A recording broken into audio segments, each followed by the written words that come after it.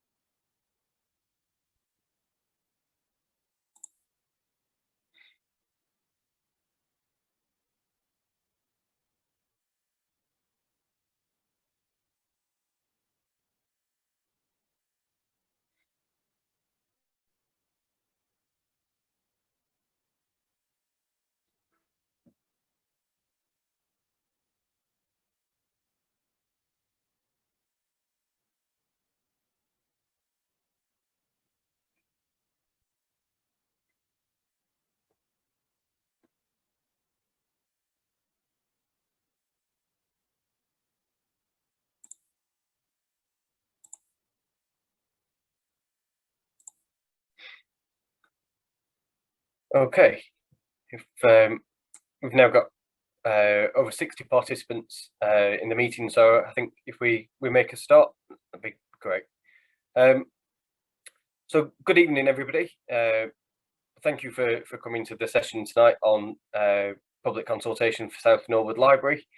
I'd just like to start off with a bit of housekeeping to say that this session is being recorded for those people who are unable to attend tonight's session.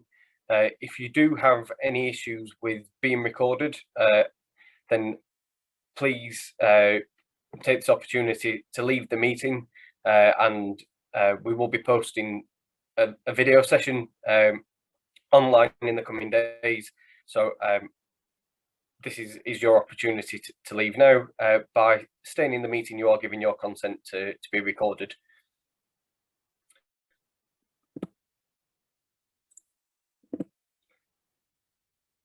So I'd just like to start with an introduction. So I'm Robert Hunt, Interim Head of Assets and Involvement in Place, and I'm also joined by my colleague Sarah Haywood, who's the Director of the Violence Reduction Network,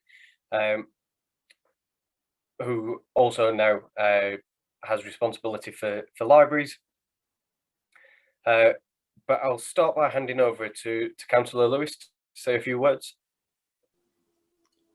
Thanks, Rob. Good evening, everyone. It's good to see so many people here, so many people interested in South Norwood Library and passionate about what it does for people in that community. Look, we're in a really difficult financial position in the council. We're having to make savings from across service areas, including in libraries. And as a result of that, we are out to consultation on the future of 5 libraries, including South Norwood. The others are Shirley, Broad Green, Bradmore Green and Sanderstead.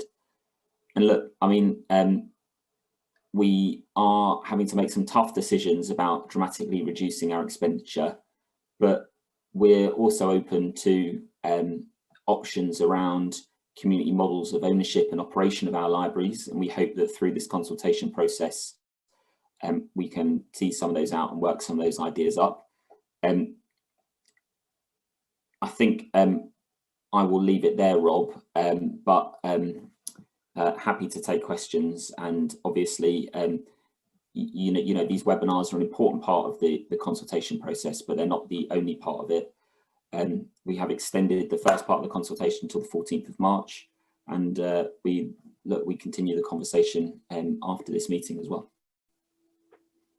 Great, thank you, Councillor Lewis.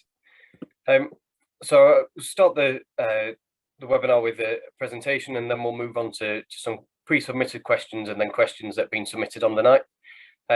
So just to provide an update, that the consultation process is split into two phases. We launched phase 1 on the 14th of January, and as Councillor Lewis mentioned, we've extended that now to the 14th of March. We're hosting a number of webinars. There was one on Saturday that covered the whole service, as well as a separate webinar on community and voluntary run libraries that was really well attended. And we've got one tonight and then 2 tomorrow and 2 on Wednesday. Just like to say that there is a survey as part of the process that residents are able to complete multiple times. So if you've already completed the survey and there's more information that you want to provide to us now after this webinar, then we welcome that all the way through to the 14th of March. If you are unable to access the survey online, you can request paper copies, and there are details of how to do that at the end of the webinar. And then once we've gathered all of the information together from this first phase, we will be preparing a report to go to scrutiny on the 30th of March that outlines all the activities that we've taken today and gives the next steps for what we will look to achieve in phase 2. In May, we will publish a report to Cabinet outlining our proposals and then start phase 2 of the consultation process throughout May and June, which give more detailed options of what we are looking to achieve and how we can make the savings based upon the feedback that we've had in phase 1. So phase 1 is very much about gathering information. It's about finding out what the needs of our service users are, the local community, and making sure that we factor those into phase 2. During the summer, we will prepare a report to go through Cabinet and Council for final decision, and then we will look to implement any changes to the service from the autumn onwards. As of the 13th of February, we received 1,493 respondents to the survey, and I'm pleased to say that as of today, that's now exceeded 1,600. So we're really pleased with the progress we've received so far, but please do continue to send through the details of your feedback, and we will gather all of those in before we develop plans for phase 2. So just to give you a bit of a background around what we have found so far from the surveys that we've received. So we're getting responses from residents all across Croydon.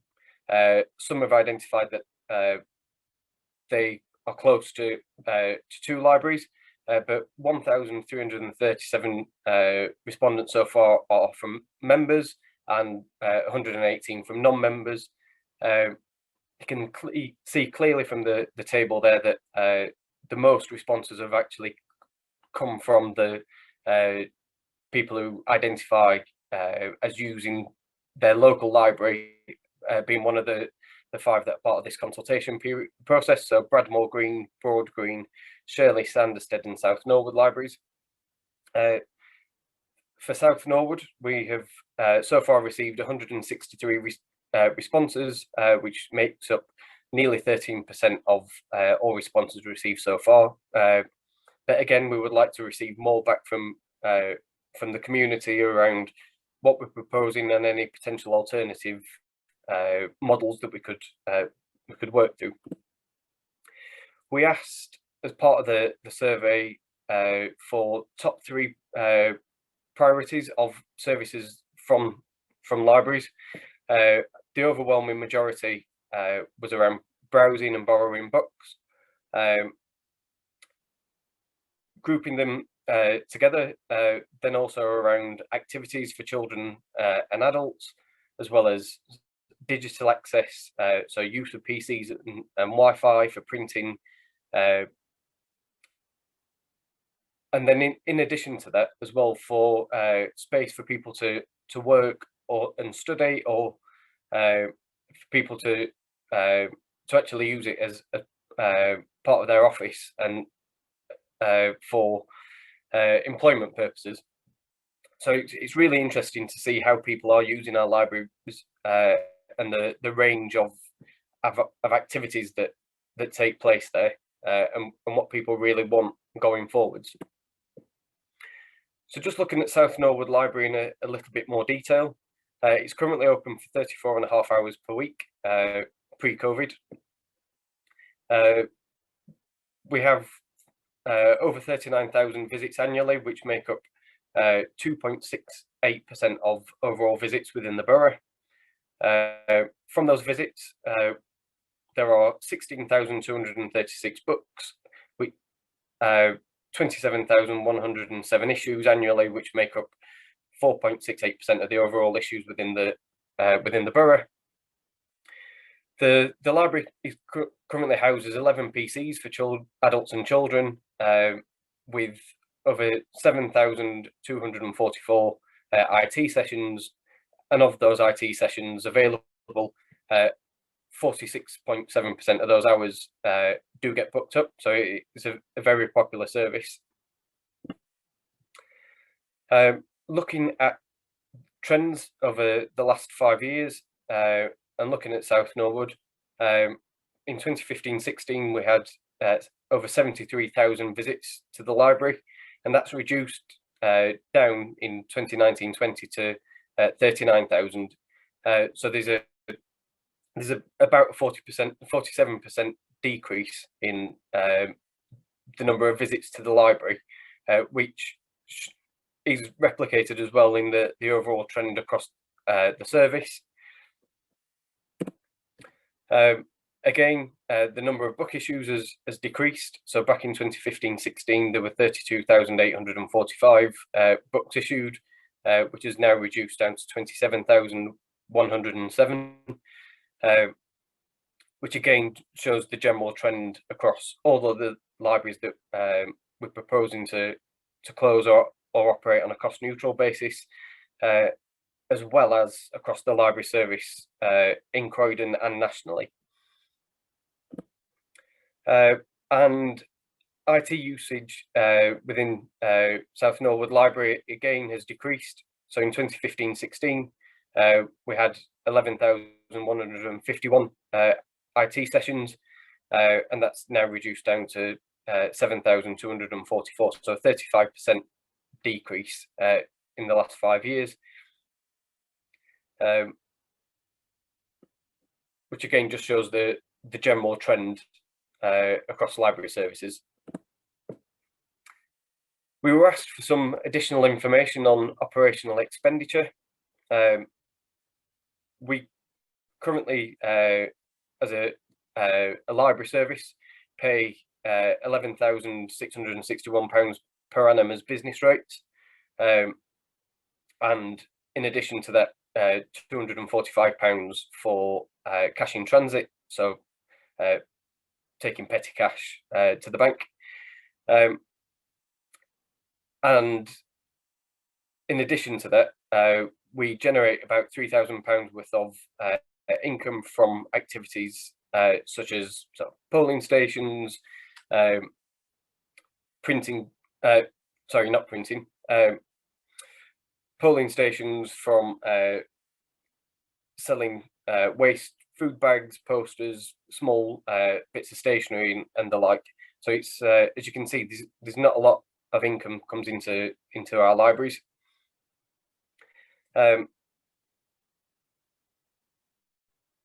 a book stock perspective,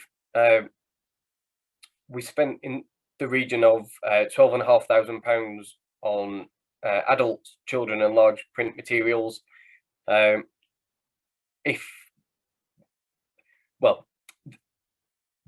amount of stock that we bought has the value of £12,500. We are able to gain a discount by being as part of the library's consortium and the book buying power that we get from being part of that consortium. So we've tried to put it into real terms as to how much is spent on books. In it, again, we were asked for additional information on maintenance and repairs.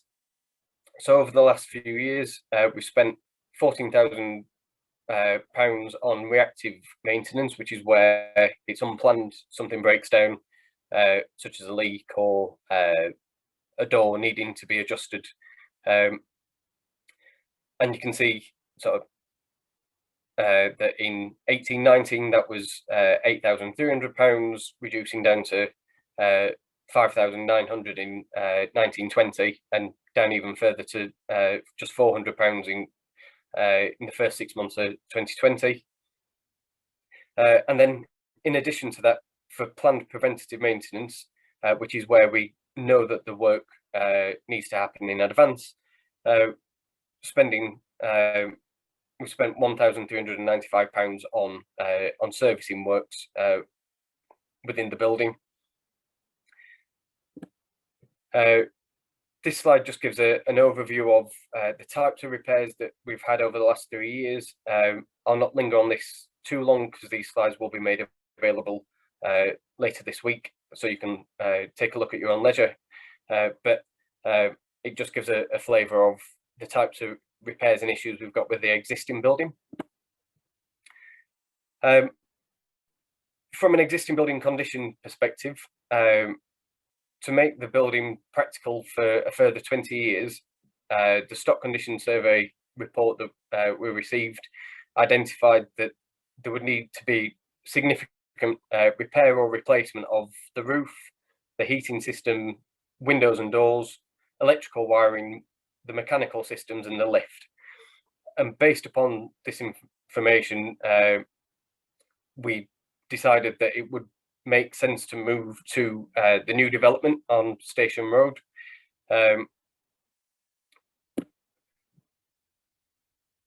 Which then takes me on to the building requirements for the new library building. To complete those works is now in the region of about £890,000. This is to accommodate additional design work for changes that were made during construction within the ground floor space, for additional floor leveling that's been required, including a ramp down to an emergency escape route, redesign of toilet facilities due to changes in drainage design, and wall and ceiling finishes to allow for a library space to be fitted out in the building.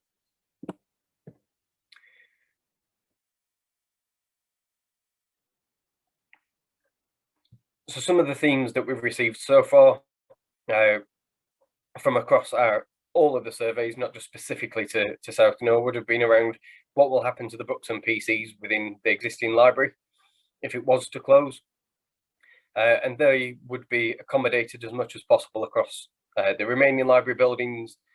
The books would be put into storage as part of and able to be requested on order, and we would accommodate as many PCs as we possibly could across other buildings.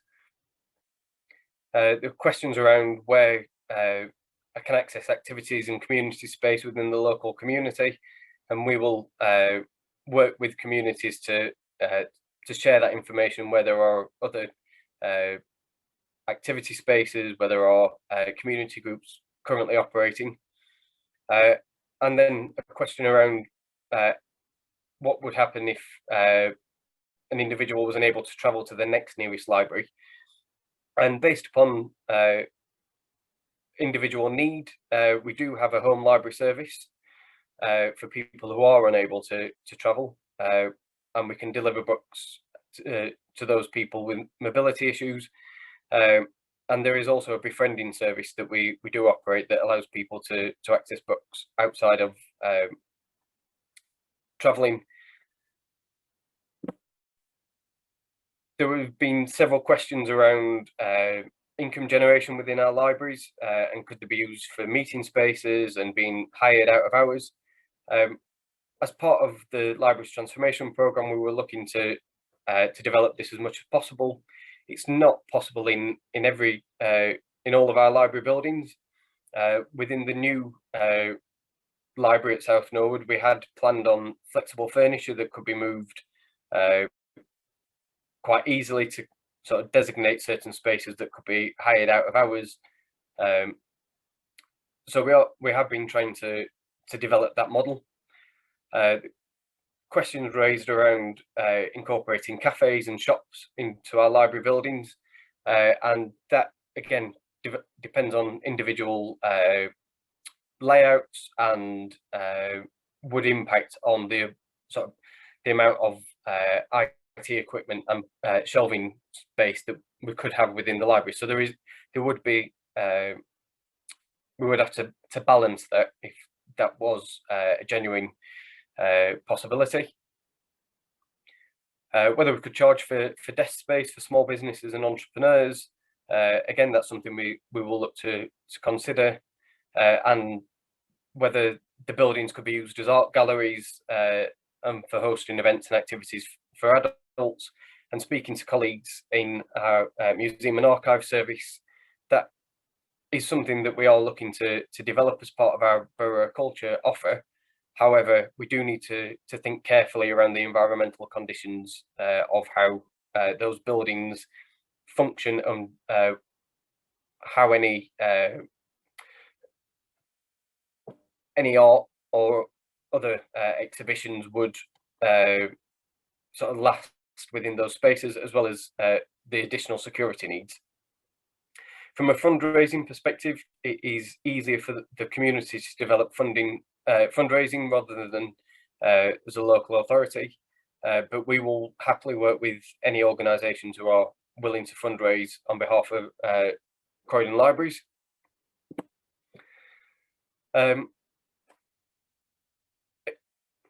Again, we have been asked questions about community-run libraries, and on Saturday we hosted an event with the Community-Run Libraries National Peer Network,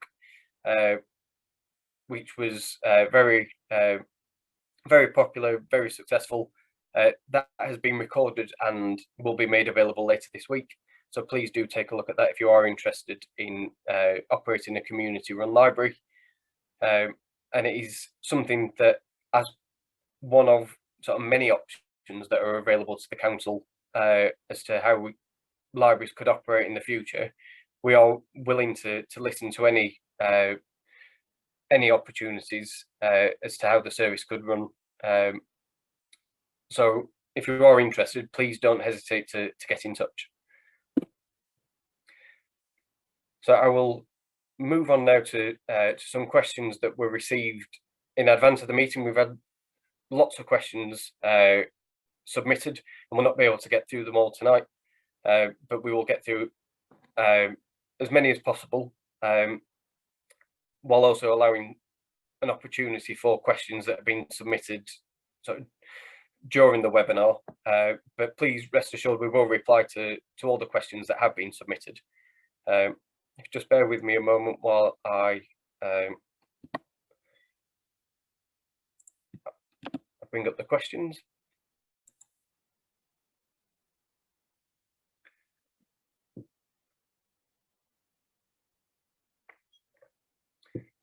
So the first question was around the library service and the council are carrying out a statutory consultation, which we've been assured is more than a tick box exercise. However, the options presented are for our library to close or to operate with zero money. Both these options are the closure of the library service, so how can these be called options? So on that point, I would like to reassure you all that this is a genuine consultation. This is phase one. We are trying to gather as much information as possible around how we can operate our libraries within the budget restrictions that we now face with. But we want feedback from yourselves within the community as to how we can do that and minimize the impact on yourselves.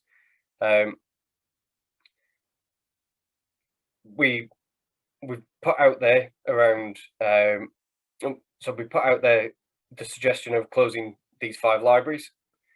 If there are alternative operating models that would either be for example community run library or a reduction in service across the whole library buildings that then brought the operating costs down to a level that we can accommodate within the council, but also continues to provide a statutory service, then we will look into those too.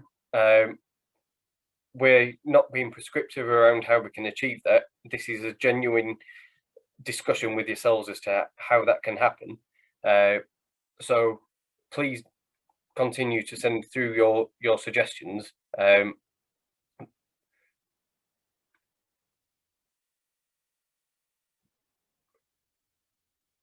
So the next question was around there are currently an average of 29,747 Croydon residents per library. If the proposed cuts go through, there will be an average of 48,339 Croydon residents per library, the second worst London borough. How can it be argued that this is an adequate library service? And I would say in response to that there are many different ways to measure whether a library service is adequate for its local community. Number of libraries per population is one, but that doesn't necessarily reflect the services that are offered to the residents. And as presented earlier, it's easy to see that the general trend is for fewer visits, fewer book issues, fewer IT sessions across these libraries, and so we're trying to find that balance as to how it works between so number of residents, number of library buildings and services offered. And this is part of sort of the conversation that we want to have, and the webinar is part of that as to how we meet those needs going forwards.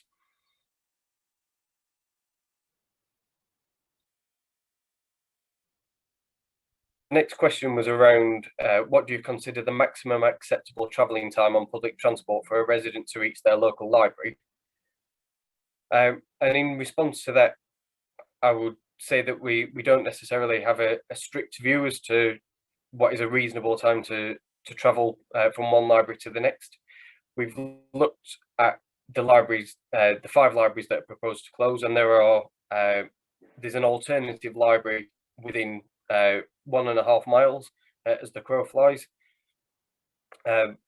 which is not ideal, I suppose, but it is. We've limited it as much as we possibly can, but we don't have a set view as to how far or how long we would expect somebody to travel to their next nearest local library. The next question was around Croydon Council is closing 40% of its libraries, is there any other service being asked to cut 40% of what it does? And in response to that, I would say that we're not closing 40% of our services. The service is still being offered. It's just minimising the closure of the services by focusing on the smaller libraries that have the lowest footfall and number of book issues and PC sessions, and coupling that with the investment that's needed into those particular buildings. But across the council, there are other services that are closing completely, and so we're in very challenging times. It's not an easy situation that we face with, but we are trying to find the best possible solutions for you as a community. The next question was, how many people are currently employed in Croydon Council's library service, and how many do you propose to make redundant through these cuts? At the moment, we've got just under 70 full-time equivalent posts, with 98 individuals filling those posts. At the moment, we are not in a process of making anybody redundant in the library service. We will undertake a restructure of the service following phase 2 of the consultation, once we know what the changes to the service look like. But at the moment, we don't know what that will be, and so there's no proposals to change the full-time equivalent posts until we know what service is needed. And then the last pre-submitted question that we'll cover before moving on to the Q&A session was around other boroughs open their libraries at certain points during 2020 as a fully open service and not a click and collect service. Why did Croydon Council not follow suit? Was Croydon Council already demanding savings that would make a detrimental effect on the community?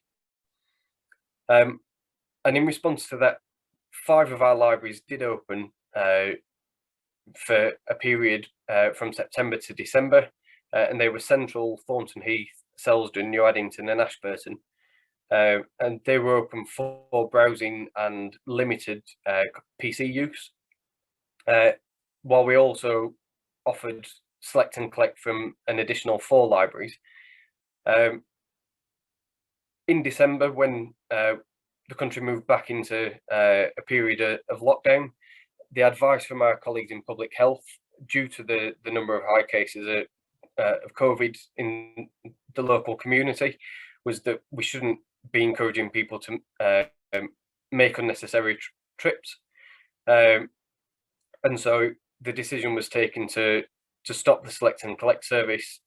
We have continued to offer our home library service, and we're working with colleagues in public health to monitor the situation.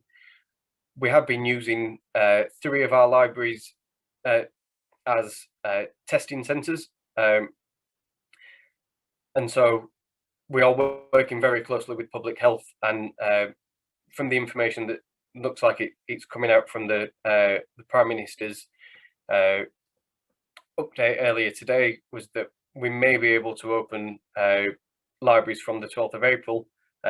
We'll await further information and more detail on that, but we will look to open as early as we possibly can to provide a service back to the local community. So if you just bear with me a second.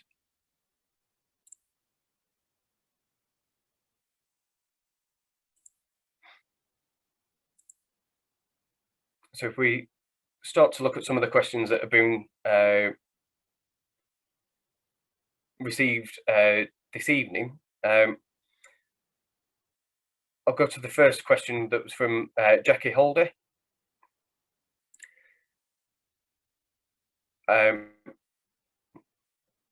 Sorry. Which was, can you share where the other cuts are being made in the budget. Every borough has to run libraries, so why do you feel the need to decimate the library service? And I think my colleague Sarah would like to come in at that point to answer that question. Sorry, I was just trying to find my unmute button as the time is here. I don't know whether actually whether Councillor Lewis wants to start on that question, or whether you would prefer I do. Yeah, no, I can come in, Sarah. Yeah, look, I mean, council has been as upfront as we can be about the savings that we need to make. All of the savings in the budget will be in cabinet and council papers. Look, we do have to run a library service, and regardless of what happens, we are committed to running the best possible statutory service that we can provide. So, you know, but we have to do that within the financial envelope that the council has available to it. And I would just say that you can transparently see the decisions that the administration is being asked to take in the budget paper for next Monday's budget cabinet meeting, and the cabinet paper that was taken in November. And they are available online, and we might be able to link to them again from the library's pages. So all of that information is transparently in the public domain. Okay, thank you. So the next question was, where and when can we get access to the reports once they've been completed, and a summary of the feedback from the consultation.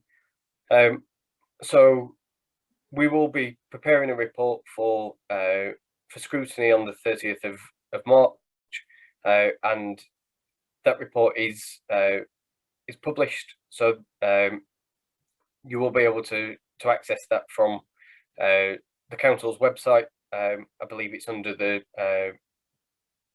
council meetings section, but we can provide a link from the council library's webpage as well, if that helps, and that will include a summary of all the feedback from the consultation, so you will be able to see that.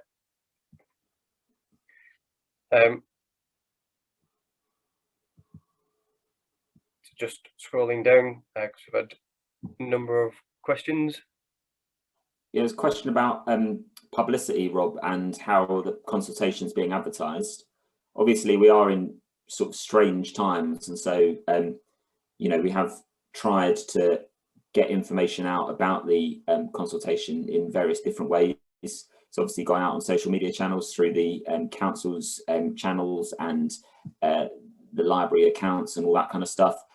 We have been informing members of the library. I think, Rob, people have been calling around because obviously normally people would come into the library and they'd get a leaflet with their book or whatever, but you know, we have been calling, encouraging people to participate, where we've got contact numbers for them.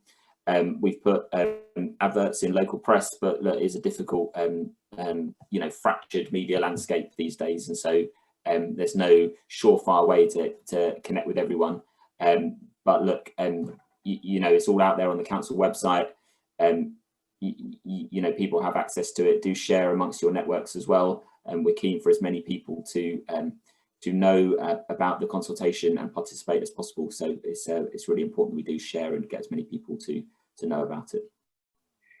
Yeah, thank you for that, Councillor Lewis. And I would say we have been connecting where we've got the network of community groups and local other interested groups to share information with them, as well as on social media and through our website. So yeah, please do follow that as much as possible.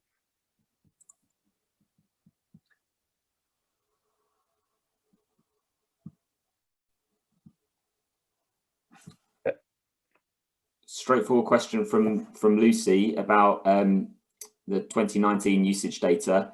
I imagine, Rob, this is the financial year, is it? So from 1st of April 2019 to 31st of March 2020. Obviously, lockdown did kick in sort of late March, so there would be a very slight impact on that year, but generally speaking, it's a full year. Yeah, that's correct. So the next question was, the local authority has to provide library services to the local community. How much do the South Norwood resident pay from our council tax towards the culture budget and libraries? I don't know that off the top of my head. It's a very good question. It's one that we will find out the breakdown of how council tax is paid. Well, this comes out every year. So when people get their council tax bill from the council, there'll be a little wheel on there that will show you, exactly how, your council tax is broken down and spent across council services. But the truth of the matter is that the vast majority of council spending is on what we call people services, so social care for adults and children. And there's a very small percentage of an individual's council tax will be spent on leisure and culture services like libraries. So, but we can get that information and clarify that and put that on the website or respond as we will do to other questions. Yep. So the next question was, would the community library be at the new or old building, as repairs should be under building warranty? And I think in answer to that one, we don't want to be prescriptive. It's for the community to look at which site would be best for their needs and how they could get the business model to work for that community library. We are more than willing to help and provide as much information as we possibly can to help those community groups develop their business plan. We've got links as well and an offer of help from the community library peer group to help provide support.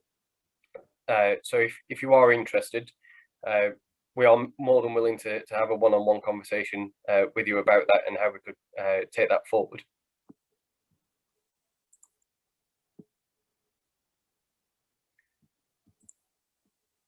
The next question was, so the community library would have to purchase books and equipment and computers. That's a lot of on costs. I think for those of you who were able to attend on Saturday with the session, there are a myriad of different options available as to how to operate a community library, both working with or without support from the local authority. And the examples given on Saturday showed successful models on both sides. And again, the offer is there for us to work with any community interested community group as to what their business model would look like.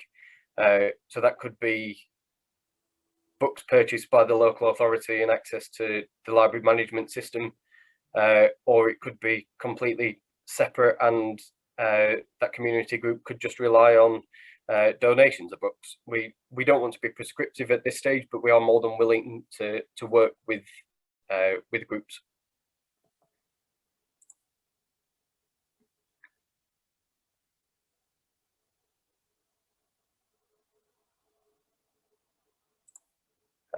So the next question was around the books can be requested. They're unable to be requested.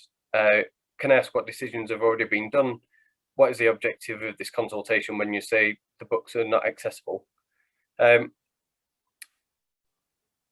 In response to that, we are currently closed as a physical access to browsing and our IT equipment based on advice from our colleagues in public health, and that has now also included our select and collect service.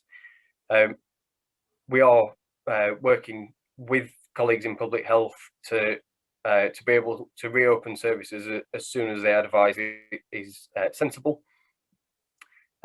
Books are available for those who are registered as part of the home library service to get physical books, but we also have a digital library service.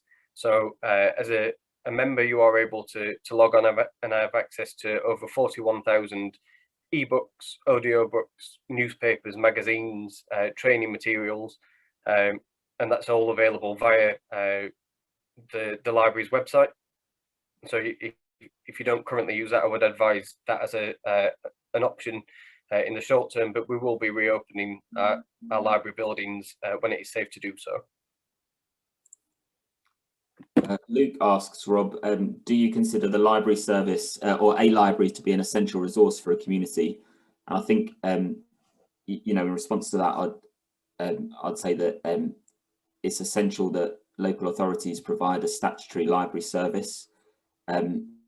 Exactly where libraries are located or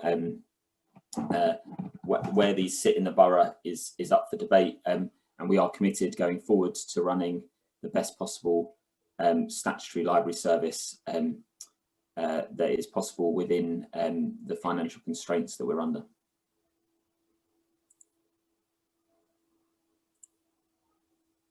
The next question was, the council tried to sell some of the land in Greenwood Park under our noses, and now you're saying you're going to take books and out them in storage, and what you can request. Does the council recognise the value of free books and access to these free services, and what the removal of the library does to the spirit of the community? Well, in response to that, Rob, what I'd say is that obviously these are really, really tough decisions that we're taking to dramatically reduce our expenditure. And, you know, look, residents in Croydon will still have access to a number of libraries, but possibly in different locations or in a smaller number of sites to what we have at the moment. But we are committed to running the best possible library service that we're able to do under the financial constraints that we'll be under. So.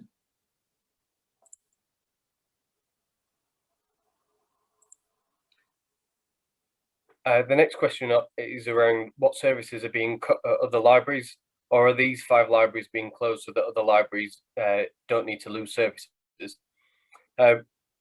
We will look to continue to operate as many of the same services as we can across other library buildings.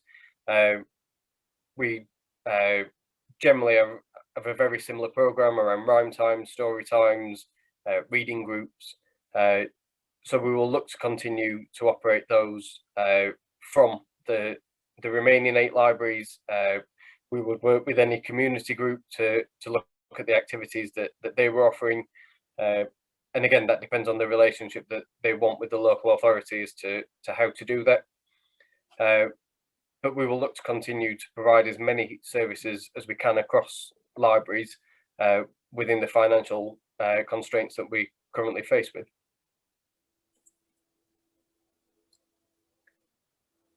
I think that's a mistype from Luke at 6:23 there, Rob. And then how much time will be devoted to answering questions? Well, look, I think at least half of this session will be devoted to answering questions. I have to inform participants that I have to leave at 7 because I've got another meeting to go to. But Rob, perhaps I see we've got a lot of questions, and we've got about 15 minutes left. So perhaps we could just extend the meeting for 10 or 15 minutes to try and get through as many as possible, although I will have to leave at 7. Libby then asked, there were some issues with people getting the Eventbrite. Some people didn't get until after 6. Look, apologise for that. We'll try and sharpen up processes for future meetings so that people get it more in advance, and hopefully by extending the session by 10 or 15 minutes, you know, we can accommodate people who weren't able to get here bang on time. So apologies for that from everyone. There's a question around why is it easier for the community to run fundraising than it is for the council. There are restrictions on the council as to what fundraising we are able to do as a local authority, particularly for providing services. However, if a community group wanted to generate some income and donate that then to the council for running particular services, then that route is easier. It's not necessarily straightforward, but it is much easier than the council trying to do something similar.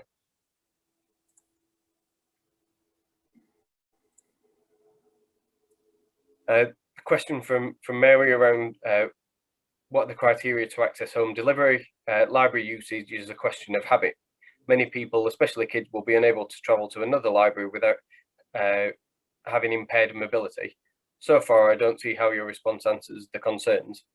I would say to that, for the home library service, it is for people who generally have mobility issues and are unable to travel. So it is more of a limited service and wouldn't necessarily be available to everybody.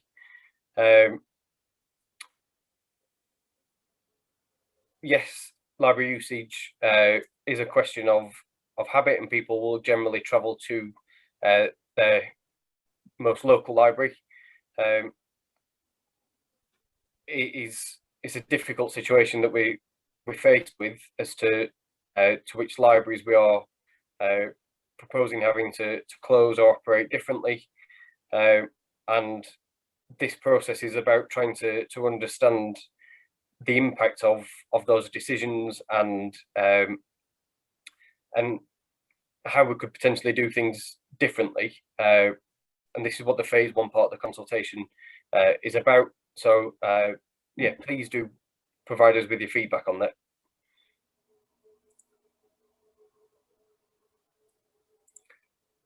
Question from Debbie was 12,500 spent on books. Was that just for South Norwood? Yes, we have a larger book fund across the whole of the library service, which is in the region of £300,000 per year. But the proportion, if we were to buy the books that we did buy for South Norwood outside of our existing contract, that's what we would have spent on the books just for South Norwood, although they are then available across the whole of the Croydon portfolio of libraries. There's a question here, Rob, around accessing the library's consultation if you don't have access to the internet. And I think I'm right in saying that there's a phone number that people can call, isn't that right? So you don't have to have access to the internet to access the consultation. You can call a number and go through it on the phone with a member of the team. So we are trying our best to reach as many people as possible.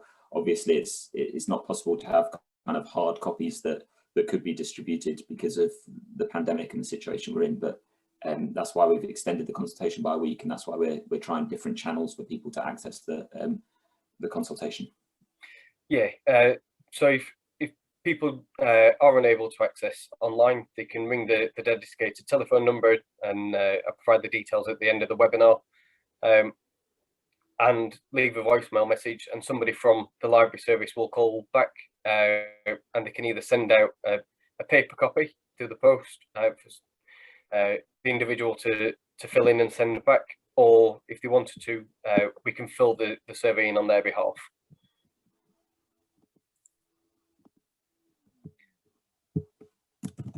It's a question from Steve Smith around how would the maintenance, power and heating of community run libraries be financed? And again, that is part of the question for the community group looking to run the library to look at. There are grant funding, fundraising opportunities available. Again, we can't be prescriptive as to how that community group would look to generate an income, but we will more than happily work with any community group to look at their business model and see how it stacks up and how they can work with the local authority going forwards. The next question was around how effective are community libraries. The community at Crofton Park became a mere shadow of the former library. With the pandemic, it is reasonable to expect the local community to manage the library service, which we are entitled to. Look, what I'd say on that, Rob, I guess, is that community libraries are as effective as the people that run them, in a way. You know, we've got a fantastic community library that's run by the Upper Norwood Library Trust, just up the hill in Upper Norwood. There's different models and different ways of operating it. I don't know exactly what the model is at Crofton Park, but hopefully, we might be able to learn from the examples of others, take the best bits from some places, and avoid some of the mistakes elsewhere, and create a really excellent library service that's not run by the council, that is run by the community. So. question on the plans for the old library building, Rob. I don't think there are any plans at the moment. Obviously, we have to see what the outcome of the consultation is. You know, we are hopeful that some community groups will come forward and will come up with viable plans to operate our library service as a community-run venture, and you know, so look, potentially it could continue to host the library service going forward. Yeah, and we will wait to see what the outcome of the public consultation is as to what the next steps are for the existing building. So the next question is, these figures don't quite look right, they're quite high. Why would it cost nearly £890,000 to get the new library completed after the impression was given that the library is ready to use? It should have been in use already in 2019. I would say around that, there were delays within the development of the existing building, or the development of the new building, and it wasn't in a position to be handed over to the council until much later than 2019, and as part of that, there were changes to the design, or from the design to what was actually constructed, that then has meant that there are increased costs for the installation and fit out of a library within that space. Question about the adequacy of the library service, books being important to our emotional and mental well-being. Council doesn't care about psychological well-being. Council is not finding a balance, decimating local community and trying to cover its back.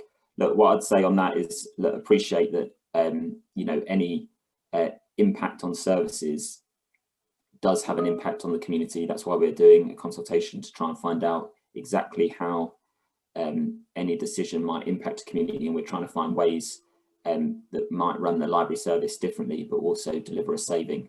So look, we appreciate the importance of libraries, and we are committed to running the best possible library service that we're able to under the financial envelope that we are allowed. So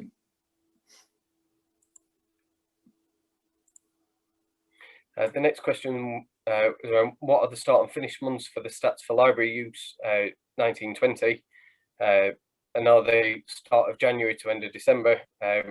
So they are for the financial year, so that's April to March rather than January to December. So yeah, just for clarification, that's from April to March. The next question was, with such a big focus from Ofsted on children being confident readers and having a love of reading, how are you supporting our future generation of children? Every community needs a library. Croydon Council have prioritised betting shops over our future generation. Libraries are part of our entitlement. On that, obviously, we've had 13 libraries across the borough to date. We are committed to running the best quality service that we can going forward. We're hopeful that some of our libraries may continue to operate as community-run libraries. And look, I just don't want to get into the detail on this, but obviously the council doesn't have complete control over all planning and you know, change of use decisions. You know, we work under a government framework, so you know, I understand residents' frustration around high streets, which are you know, changing to the extent that they seem like they're full of kebab shops and bookies. So yeah, but it's a slightly different issue to libraries, I'm afraid. So the next question was around 29,000 residents per library would mean a £1 contribution per resident could cover the £21,000 per year expected maintenance costs to keep the current South Norwood location open for minimal services until the council recovers. Has a small rise in council tax been considered to keep these essential services open? Look, what I'll say on this is, Rob, this is quite a political question, I guess. Obviously, the council does charge council tax to its residents. We have put up the council tax in the past, and we will be again in the year coming. We are limited as to how much we can put it up by government. We obviously appreciate that residents are under a financial stress at the moment with the effect of the pandemic and everything like that. So obviously we can't put it up so much. A lot of the council's budget comes from grants from central government, and these have been cut back massively over the last 10 years. And the grant makes up a bigger proportion of our council tax than of our council budget than council tax does. And we're funded much lower per head than near neighbours. So if we were funded to the same level as Lambeth, which has a lower level of need than Croydon does, we'd have over £200 per resident more per year. So that would have an impact of about £70 million a year on our budget. So, our financial challenge is such that we're regardless of whether we're able to put council tax up or not, we're going to have to make some really, really tough decisions to drastically reduce our expenditure. So look, that's a pretty depressing note to finish on. I'm sorry about that, but I'm going to have to leave, Rob. But hopefully you and colleagues can stay for a little bit longer and just do a few more questions with residents, because I think it is important and it's going all right so far. So I've got to go to another meeting, but thanks for having me, and I'll speak to everyone all soon. All right. Thank you. Cheers, Rob. Thank you. Yeah, so we'll continue the Q&A session for a little bit longer if people would like to do that. Maybe another 15 to 20 minutes if people are willing to stay on that long. And we'll try to get through as many questions as we possibly can. And if it's not possible to get through them all tonight, then we will answer those questions offline outside of the meeting and publish the responses as well. So the next question was, how many people will travel 1.5 miles to a local library? This is not acceptable, especially when many of those who use the library services are children, older people, and sometimes more vulnerable people. Even travelling to Thornton Heath Library is a distance for many. I think that is part of the feedback that we're trying to get from this from phase one. We need to know from library users, are they willing to travel that 1.5 miles to the nearest local library? Is that a barrier? What are the alternatives? And this is an information gathering exercise. So please continue to send that your feedback through via the surveys, and we will gather as much of that as we possibly.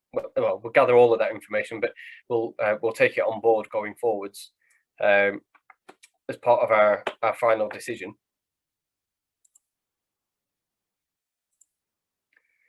So the next question says, we are in very challenging times. It's a large part down to financial mismanagement of Croydon Council. Do you really consider that an adequate reason to cut a local service? I think it's a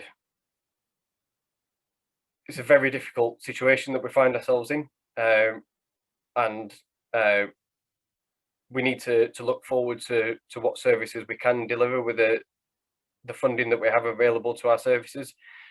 As mentioned earlier, there are other services across the council that are being cut completely. We're proposing a reduction in service, and we want to get that feedback as to how that will affect you as individuals and as the community. But it is very challenging for everybody involved. A new library will increase footfall and bring so much joy. This says everything about how Croydon Council views their community. We don't deserve books to read and excel. I mean, I would reply to that we are looking to continue as much of the services we possibly can. We do value the community from a library service. The people that come in sort of day to day to borrow the books and to access events and IT sessions, and lots of our library staff are part of their local community too.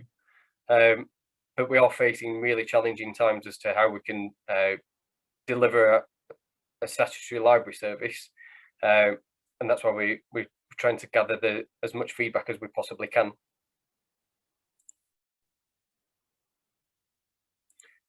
Question from Veronica around, will a recording of this webinar be available? Yes, an upload of all of the webinars, so the two from Saturday tonight and the two on Tuesday and Wednesday this week, will be published on our library's consultation website. We don't currently manage that site, so it's slightly out of our control as to exactly when they go up, but it will be later this week. And for those of you who have submitted your details, we will be sending an email out to confirm when that has happened.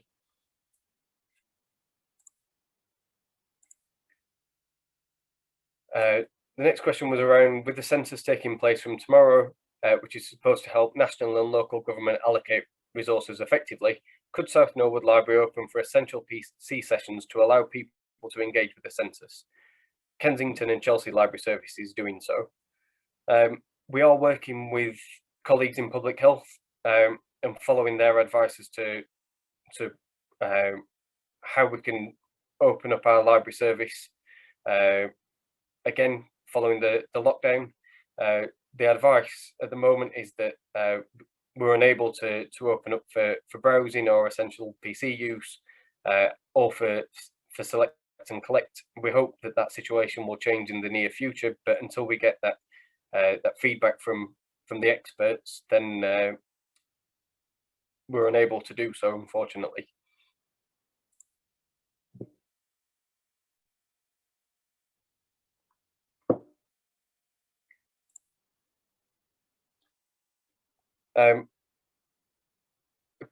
Question around from Jackie around how submitting several questions in advance of the via email before this webinar, and just specifically in response to that part of the question, we have received lots and lots. We've been inundated with questions in advance of the meeting. A lot were sent a short period before the webinar started, and we've not been able to cover all of those questions during this session, but we will be answering each of those back to the individual respondent. So we will be sending those responses back to everybody who submitted a question.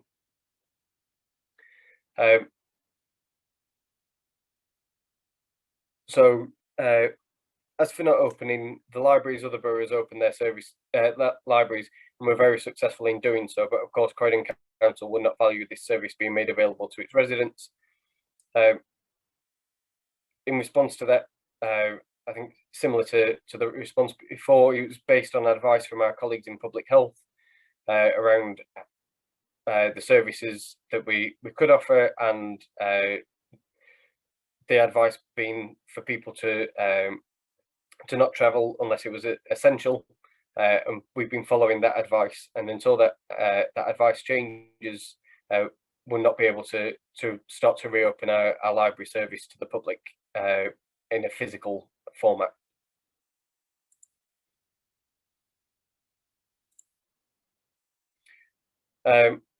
Question around how much has been spent to build the new library. Almost 980,000 needed to finish the project. Why was that money spent to modernise, not spent to modernise the old library? Can the budget be made public? So the development on Station Road was a brick by brick development, and as part of that development was around the use of the ground floor space as a library building. Just to clarify, it was 890,000 to complete the fit out from its existing condition into a library space. the decision at the time was that it made more sense to move from the old library to the new building, to provide a modern library space, and unfortunately that situation's sort of now changed with the current financial situation that we face with, which is the reason why we're looking at the proposals that we've put forward and would like your feedback on.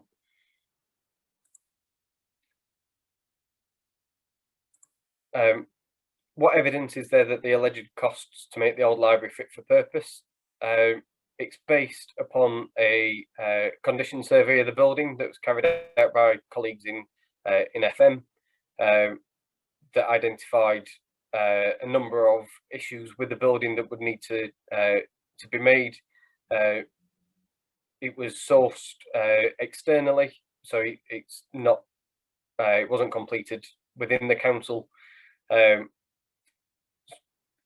So we have confidence in the figures provided, and it was with that that information provided at the time for the decision made to look to move to the new building in on Station Road.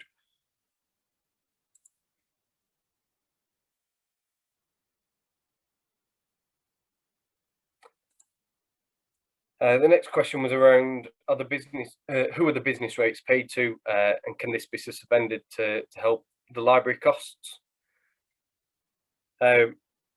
Business rates are paid in centrally. We don't currently get business rate relief. We do get reduced rates for our libraries buildings, but we don't. These aren't completely suspended. And unfortunately, we are expected to continue to pay those going forwards.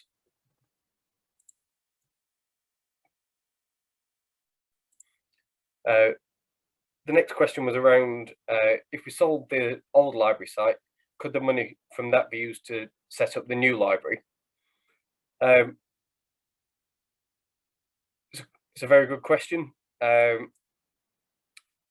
And a decision would have to be made, I suppose, higher up in the council as to how that money would be used. A decision hasn't yet been made on what will happen to the old library site until after the consultation has been completed.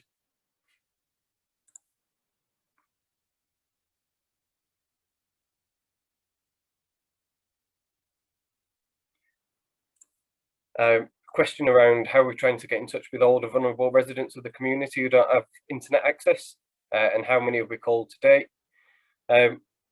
We are contacting those more vulnerable residents that we have contact details for over the telephone, for working with our network of voluntary and community groups who work in and through different libraries across the borough, to link into to their members and support groups, to get as much information out as we possibly can to people who don't currently have internet access. We have a dedicated telephone number that people can call to speak to a member of the library service. They can either complete the service over the the survey over the telephone, or if they prefer, that we can send out a paper copy and they can complete that and send that back to us.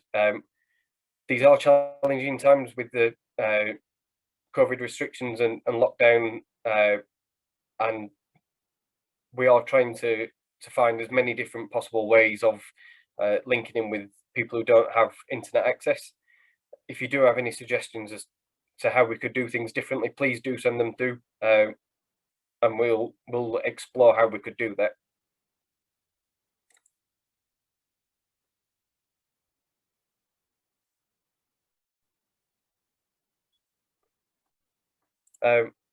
Suggestion for sharing information around the library's consultation in local supermarkets where people shop. It's actually a really good suggestion, and we will try to work with the local branches as to how we could do that.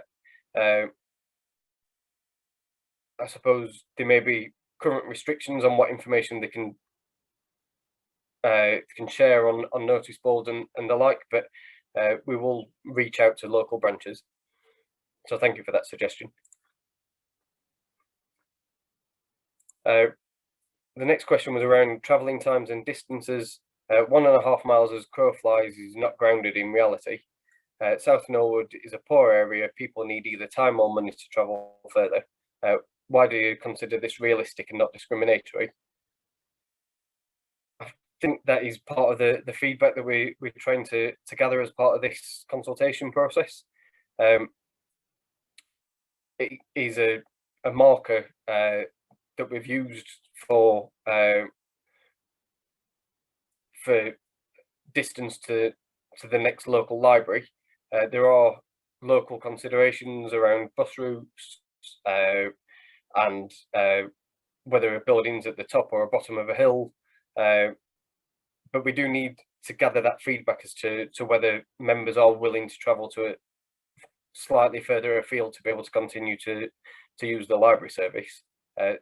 So I would recommend, if possible, please continue to send that feedback through either as part of the survey or as a suggestion to the library's consultation email address, and we'll take that on board as part of our decision-making process.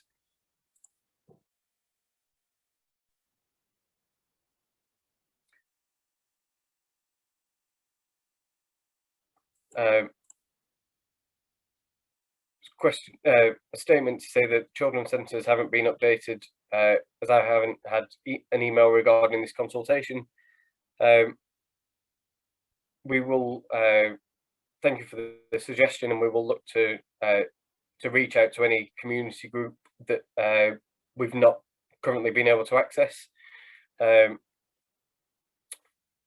We've used the existing network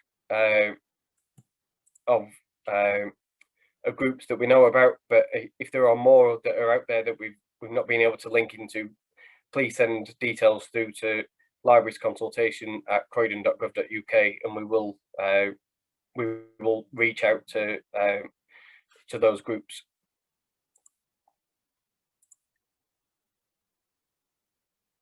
So just conscious of time, we're nearly at the 20-minute mark. We will pick up all of the questions that have been submitted either through the Q&A or in advance of the meeting that we didn't get an opportunity to answer on the night, and reply to those and add them to our frequently asked questions that will be updated on our website. We are going to just do a short poll. If you'd be more than well, we'd be more than appreciative if you could just complete that before the end of the session. So that will come up onto screen in a moment. There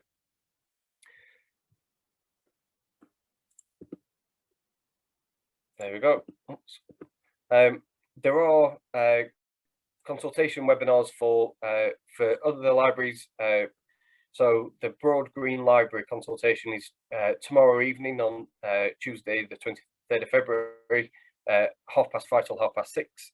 And for Shirley Library at 6:45 to 7:45, and then on Wednesday, Broad Green Library at 5:30 to 6:30, and Sanderstead Library at 6:45 to 7:45. I'd just like to sort of conclude the session by thanking you all for attending this evening, for your time tonight, and for all the questions that you've submitted in advance and during the webinar. Your passion for the service and the local community really does shine through, and we will gather all of your feedback and include that as part of our phase 1 report and the recommendation for phase 2 and the second phase of consultation. So just to clarify, excuse me, technical issue. If you could please continue to complete the survey that's available on the library's consultation website. Send any questions or information requests due to librariesconsultation@croydon.gov.uk, and we have a dedicated answer phone where a member of staff will call back if you leave your details, and that is 020 7884 5159. So once again, just thank you all for your time this evening. Please take care and have a good evening.